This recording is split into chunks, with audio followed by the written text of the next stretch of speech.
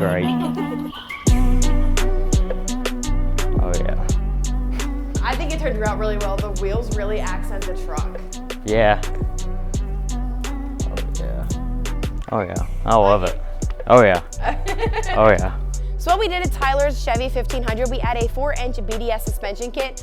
For the wheel and tire package, we added a fuel Assault in the 20x10 and a Nitto G2 and a 305/55/20. We also added the Amp Research power steps, so they are going to come down whenever you open the door, and when you close the door, they are going to retract as well. If you guys want to build your truck, make sure you shoot us a message on Facebook at Krietz Customs. If you have questions about fitment or anything like that, make sure you shoot us a message as well.